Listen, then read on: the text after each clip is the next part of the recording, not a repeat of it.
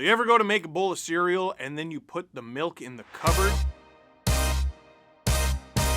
Oh yeah, buddy. Hello, friend. Steve Dangle here, and welcome to everyone's favorite day of the week, Thursday, because it's time for another edition of Steve's Dangets, where we take a look at the biggest dangets from around the NHL over the past week. I want to get the Leaf one out of the way because to me it hurts the most. But all people did not hesitate to tweet it at me. Here's Alexander Kerfoot scoring on his own team. Nylander and Engvall check in. Josh Bailey's on the ice, and Bailey's got it side of the net, and it goes in. It looked like Kerfoot may have been an own goal there, trying to clear it from the front of the net. Absolutely. This is one where Jack Campbell's just got his paddle down and trying to stop Bailey from making a pass, but it never really goes anywhere. Kind of a delayed play as it goes through. I watch the pucks right there. Kerfoot tries to get to the stick of Bailey, and he hits the stick and knocks it right in.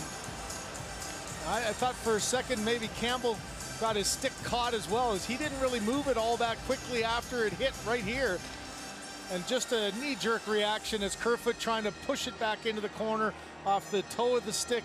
That's, no, it's the other one. You're supposed to put it in the other one. Whatever! He set up a Leaf goal right after.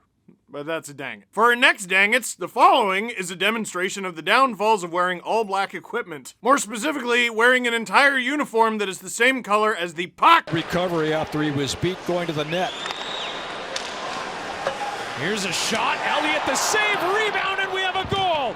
Josh Morrissey on the doorstep, giving the Jets yet another lead. It's 3-2. Well, I mentioned in the first period I didn't think Elliott was very sharp, and this is not a good goal by him. As it's a 2-on-2 rush chance, no harm there, but you'll see right in the middle of your screen. Here comes Morrissey left all alone, but Elliott misplays this puck completely from the bad angle. And Appleton will just throw it across. Lowry just puts it towards the net in a bad angle, and Elliott has no idea where it is, and Morrissey, who's left all alone. No, Brian, no. Jets take it on the Tampa Bay Lightning. Brian Elliott makes a save, and if he just left it there, he would have been fine. But instead, he lifts his leg to say, I found it! But the problem is once he found it, everyone else found it. And it was a goal against the Lightning. My friend, that's a dang it. That wasn't even the last dang it from this game. How the turntables. Here's Corey Perry doing Corey Perry things. Jets are on the attack here. Morrissey taking down his opponent, Stastny. Pass to the right. Morrissey on Perry. And they're wrestling. Perry's going to draw the penalty here. A smart veteran move as Morrissey loses it. And now we got some more stuff going on as the Jets are not taking too kindly. And just me, he says, yeah, it'll be just you. Side of your screen, he gets hit first of all by DeMello. That could have been an interference call. Now watch him get out, and then Morrissey's going to run right into him too and knock him down, and his stick goes flying. Now watch what Perry does afterwards. Well, you knocked me down. That should be a penalty. You're not going to get a penalty. I see the referee's hand's not up, so you're not going to have a stick either. So Morrissey started to skate away, but he realized, okay, I got to have my stick too. So he gets a piece of Corey Perry, and look at the replay. That is vintage. You might look at him scoring 50 goals in a season and winning the Hart Trophy is vintage, but no. This is vintage Corey Perry. That and getting beaten up by Pavel Datsyuk. On this play, Corey Perry gets hit by Josh Morrissey of the Winnipeg Jets, and if it ended there, it would have been normal. But then Corey Perry rips Morrissey's stick right out of his hand, which you're not allowed to do. Now, it's only not allowed if the ref sees it. And listen, I'm not an NHL official, but I can confidently say every moment you are sharing an ice surface with Corey Perry and you're not looking at him, you're doing a bad job. But he steals Josh Morrissey's stick, and Morrissey, hilariously, wrestles him to the ice, which I'm also positive you can't do. And as a result, Perry suckers Morrissey into taking a penalty. Okay, the refs need to know Corey Perry's reputation, but so do the players he's playing against. If Corey Perry was a country, one of his top exports would be retaliation penalties. In a relatively close game, in the third period no less, that's a dang it. For our next dang it, we are going to use it. Producer Drew said we can use it. Are you going to do the blurry thing? You should do the blurry thing. Wow, Producer Drew, I didn't think we were going to be able to show you this, but maybe we can only show you some of it. Here's Ryan Hartman flipping the bird to Evander Kane.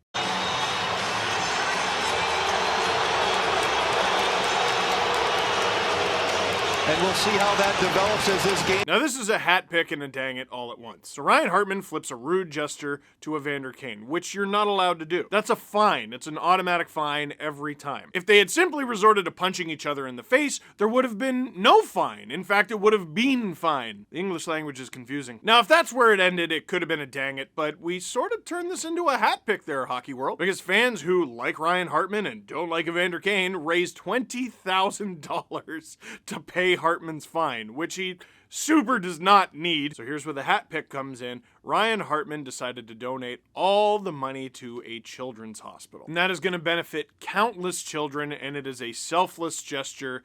Just don't ask how they got the money. That is a dang it that turned into a hat pick. For our next dang it, here's Jamie Benn joining the Edmonton Oilers. 5 hits combined between these two teams in this game tonight. This is the best one so far. It's just a good clean hit by Darnell Nurse for Jamie Benn. He's in a bad position, flies over the bench, and lands right in the lap of Connor McDavid, who helps him up. But you love to see that, all smiles afterwards. Know where you're going to go when you're ridden off like that. Darnell Nurse, perfect timing to be there on Jamie Benn, and sends him flying. Even Jay Woodcroft was taking shelter there. Yeah. Get out of the... Okay, first of all, Connor McDavid getting right up in Jamie Benn's face after Darnell Nurse blasts him into the Oilers bench. Second of all, I want someone to adopt this rule. If we want maximum chaos, if we want the most fun possible, I want silly rules. And my silly rule is, if you get hit into the opposing team's bench for the rest of the game, you have to play for that team. So for the rest of the game, Jamie Benn should have been on the Edmonton Oilers. Not even the rest of the game. His contract converts over, and it doesn't count against the cap. No, wait, it does. You want maximum chaos or not? Anyway, big hit, big result. That's a dang it. Our next dang it is one of the most mystifying things I've ever seen. Here's a ref confirming everything that we've always known. They love the Boston Bruins.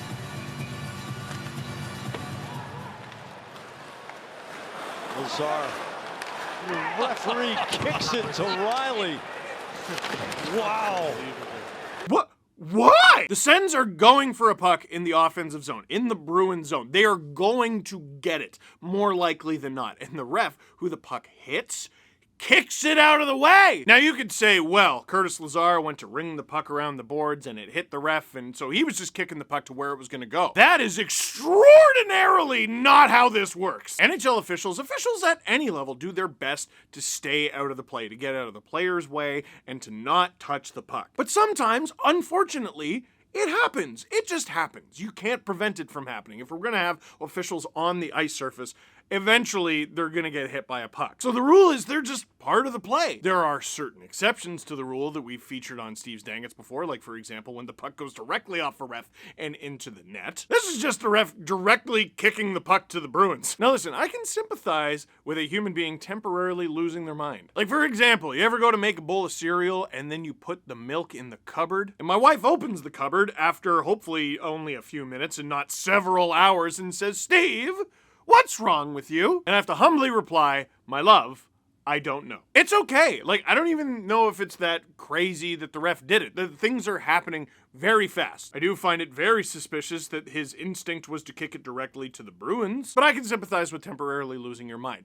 However, there has to be something to rectify this, but there wasn't. The play just kind of continued. This game was 3-2 in the third period. There are playoff spots at stake here. Not so much for the Bruins and not so much for the Sens, but ranking, that play cannot continue. No way. You gotta blow that thing dead, and I'll hear an argument that the faceoff either has to be in the Bruin zone or just outside the blue line or even at center ice.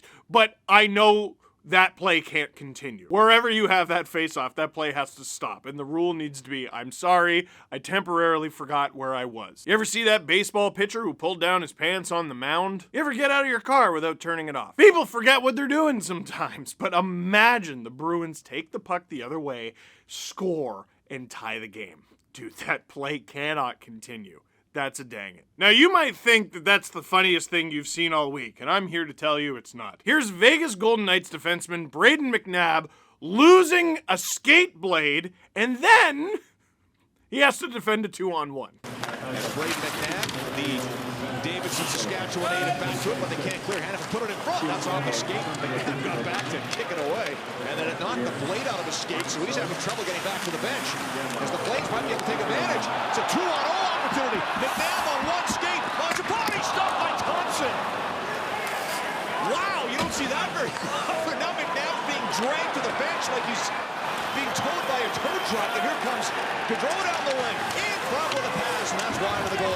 As soon as he lost the blade right there, and now he's trying to get back. All of a sudden, he has no idea what to do. Then he looks up. Oh no, it's a 2-on-0. So watch him try and do the brave thing and block it. That shot, just throws himself desperately at Mangiapane, and then Stevenson comes in. Pietrangelo, by the way, jumped on a little bit early, but he got away with it. You ever try your hardest? Like, that feels like a wacky scene written into a sequel for Happy Gilmore. But it happened in real life in an NHL game that could potentially be a playoff preview. Flames take a shot, Brayden McNabb blocks it with his skate blade comes off. Now, every player in the NHL, they know how to skate like they know how to breathe. It's just natural to them. Part of me loves when these plays happen because you see these players whose skating comes through so naturally go, all right, now what do I do? All right, let's go through our options. I can just sit here. All right, that's not an option. Okay, I know, I'll get off the ice. All right, how do I do that? Okay, I guess I'll just crawl. Aw shucks, one of the best teams in the NHL has a 2-on-1, and I'm the one. What should I do? Let's go through our options. Skate and cut one of them off? No. Maybe I'll poke check it? No. I know. Why don't I throw my face at the puck? Dude, that dang it was almost a boy. And we don't do those. We don't make videos for those. It's just dang it. Somehow, the Flames don't score on that. And then how does McNabb end up getting back to the bench? You guessed it. He basically kneeboards back to the Vegas Golden Knights bench, and Chandler Stevenson is the boat. Please, more of this slapstick ridiculousness. That's a dang it. 2 dang it's to go, and our second last one is a doozy. You know, if you're a goaltender, tend the goal. Well, if you're a player, play! Here's the New York Islanders leaving Sidney Crosby and Jake Gensel on a 2-on-0 because of the worst line change in human history. Now that roll away, Dobson, also for Prince Edward Island, picks up speed through center. Turnover, Gensel 2-on-0 with Crosby. The pass, Gensel, Crosby, he scores! There's the magic again. Gensel, Crosby, and it's 4-1. Well, a couple of PEI guys got caught on an island by themselves. And then it was just Crosby and Malkin, and Sorokin played it perfectly. He went post to post with his skates. Watch Sorokin. Great push. Crosby, there was no room there, and he put it in. What a shot. Right over the glove.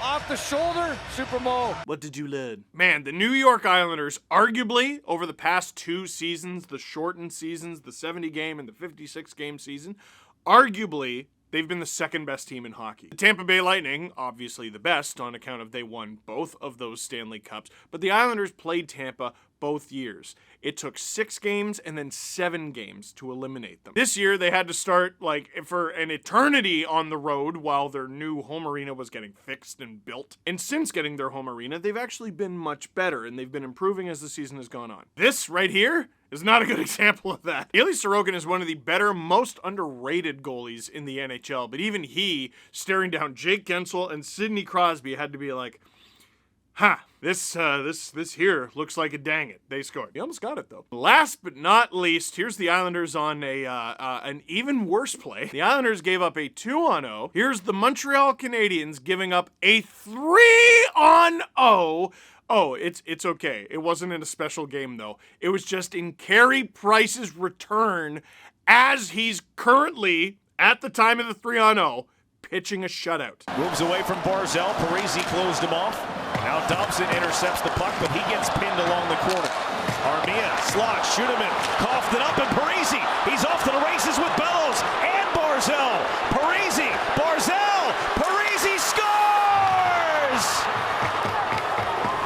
Boy, Matt Barzal traveled a long way to make himself an option for Parisi, who gets it back and scores his 4th goal in the last 3 games. Well, an opportunity on one side leads to an opportunity on the other. And again, you talk about a 50-50 puck, the ability to get that right off the faceoff. Armia drives the net, but Sorokin holds the fort, and then the block shot. It leads to a 3-on-0, and you're watching this, and Barzal comes to the middle of the ice. He's available. He looks off, almost looks like he's going to shoot, pumps a little bit, and back to Parise. We've talked about the chemistry at the beginning of the game between these two athletes, and Barzal leaving a wide open net for Parise. Dude.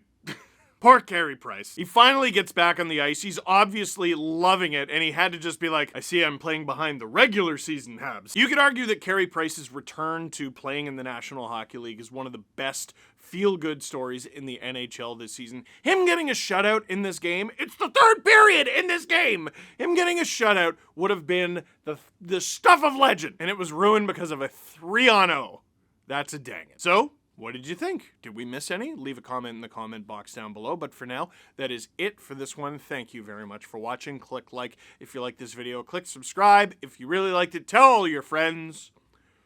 You think that clip of the ref kicking the puck to the Bruins is going to get used in the playoffs all the time? Probably not. It might. Probably not. It might.